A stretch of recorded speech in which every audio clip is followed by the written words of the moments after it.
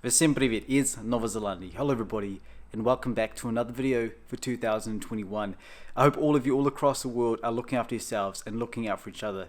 Thank you so much for your patience and thank you so much for holding out and waiting for me to get back to all of you.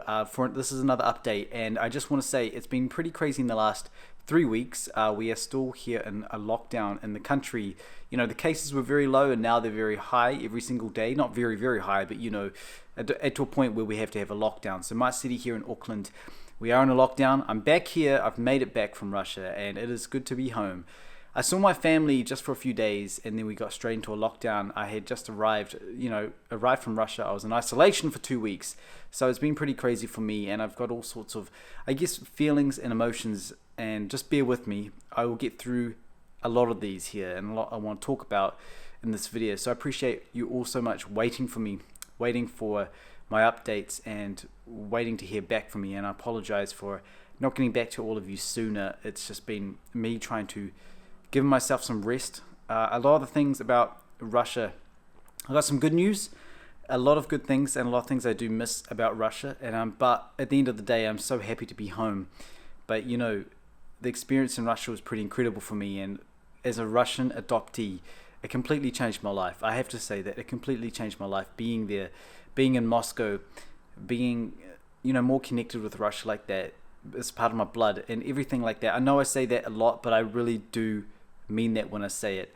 One thing too is just with my birth mother Tatiana, I can tell you how she is. I heard from her friend Eleonora this morning, and she said that she's working 2 jobs now. So that's good news, and she does have a Russian passport. And I know that, I hope and I know that one day she will come to New Zealand. I really hope that happens, and I really want to make that happen one day for her. It's very sad to leave Russia for me. All of that, I enjoyed my time. I met so many incredible people. You all know who you are, and so many people that I've just, you know, grown to attach myself with, and people that I do miss. And Russia, for me, every time I go back, I feel so comfortable there. I feel so comfortable here. This is my place here. Auckland is my place.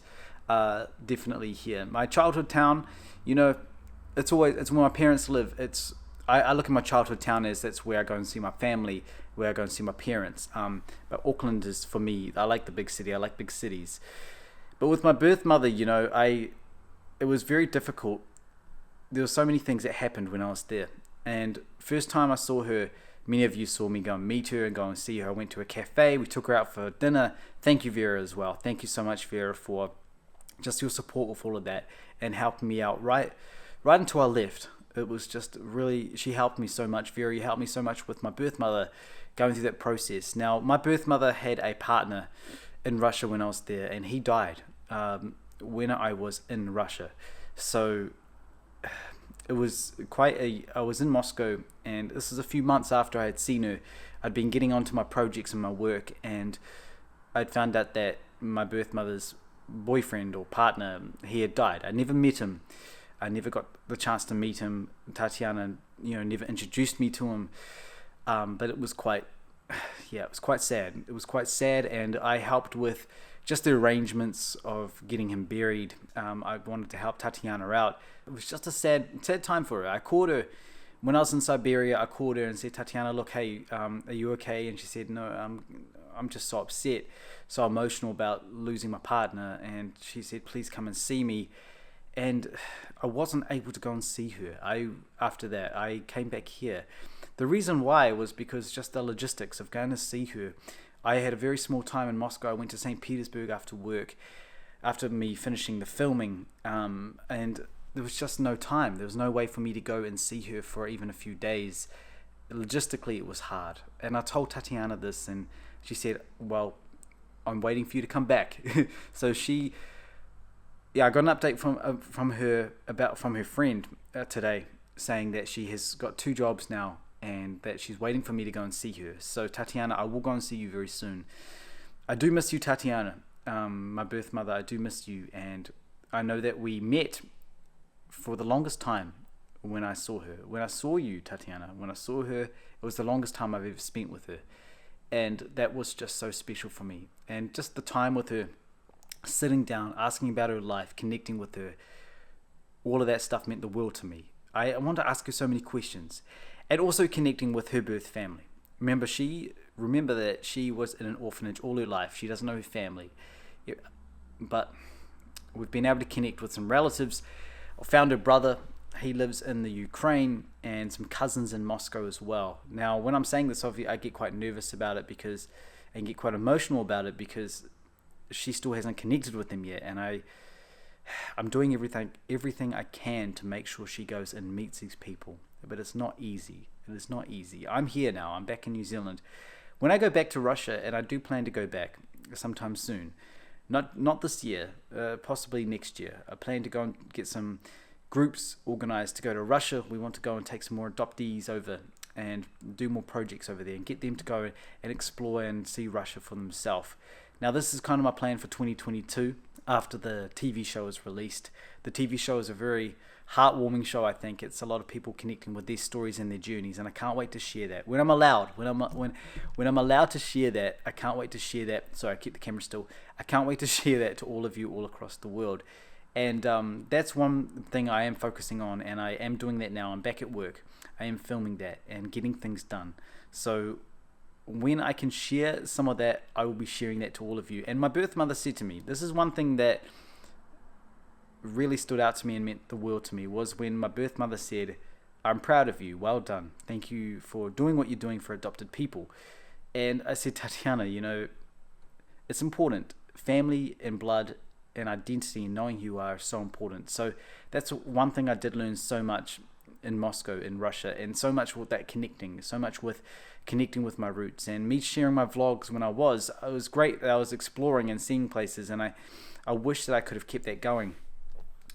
I really wished I could have kept that going, and it was just very hard with work and filming and getting the stories done, but I know that it's going to be worth it, and there's so much more. And when I come here, there's no travel vlogs I can do because we're stuck at home. We're waiting, so we're definitely waiting for things to get better.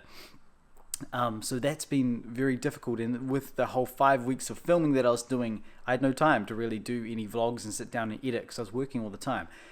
In a good way. It's good to be busy and good to work. So I apologize for being slack with that, being lazy, not lazy, but not keeping the YouTube momentum going for all of you, and it's very hard. I'm sorry. But also with my time in Russia as well, with my birth father, that's one thing that I am truly thankful for and truly grateful for. He recently celebrated his birthday, and my mum and dad sent him a message saying, "Happy birthday, we're waiting to see you again." And Misha said, "Thank you so much, I'm getting older again." But my time with my birth father, it's priceless. It's so important to me, connecting with him. I went to go and see him many times in Russia. It was like I could fly to St. Petersburg. It was right there. With my birth mother, you have to drive 6 hours, so it's a bit different, and the roads are hard. It's difficult. I don't have a car, and a lot of my friends are always working, and it's not so easy. It's not so easy just to go and see my birth mother. But compare with my birth father, I went to go and see him a few times, and so his family. And my birth father's support for me connecting with my birth mother is just thank you, Misha, and thank you for your entire family for your support with that. Also with my time in Russia as well, with my birth father, I went to go and see him, and I grew such a stronger connection with him. And that is, to me, he's still not a father to me. He's not a father. He's not my dad. He's Misha. To him, I look at him as kind of like a long lost uncle. To me, he's like a long lost uncle, but a person that I'm very close with in my entire family. And my mum and dad have met him, and my mum and dad have also met my birth mother, and that was so special. That was 6 years ago now. That was quite a while ago, and all of that connecting with my whole entire birth family is just so special. I got no other words for it. But with Misha, his attitude towards everything is incredible, and he gave me some gifts, and it was photo albums of his family and me when I went to go and see them, and he gave them to my mum and dad, and I brought them over. I brought them and gave them to my mum and dad, and it was just it was special. My mum and dad said, this is crazy that it's come to this, and how our family has just grown so much over the years. It's been a long time since I reached out to my birth father for the first time, both of my birth parents, when I was 21, and now I'm 29. So time has gone by quite fast, and then obviously soon I'll be 30. And then it'll be 10 years since I visited my birth parents for the first time. So all of that stuff, I always think about how time has gone, how the connection has grown. With my birth mother, it's not grown that fast, but I am so thankful that it's grown so much more than it ever has, and that to me just means the world. All of that stuff as well. I've been thinking of just all of the friends and all the people I've met in Russia, and I want to say thank you so much for connecting me and showing me more of Russia, connecting me more with the culture, connecting me more with the language, and connecting me more with the people. Now, my language has improved, but I'm still not satisfied with it, and when you come back here, it's just English everywhere, and it's not so easy. I'm not going to say that as an excuse and everything like that. I'm going to keep on going with it. Once we get out of lockdown, I will be seeing a lot of my Russian friends, getting back into that. But I know that next year I do plan to go back to Russia and spend more time there. Not 6 months like I did this time, but I will be spending a short amount of time, and I want to go and do some more traveling. So I just got to wait for that to kick in, wait for me to go and get that ready.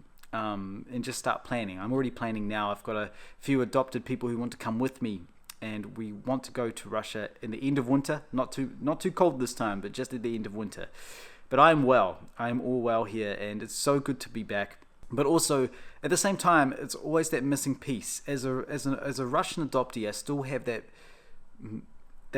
thing inside me about what is the missing.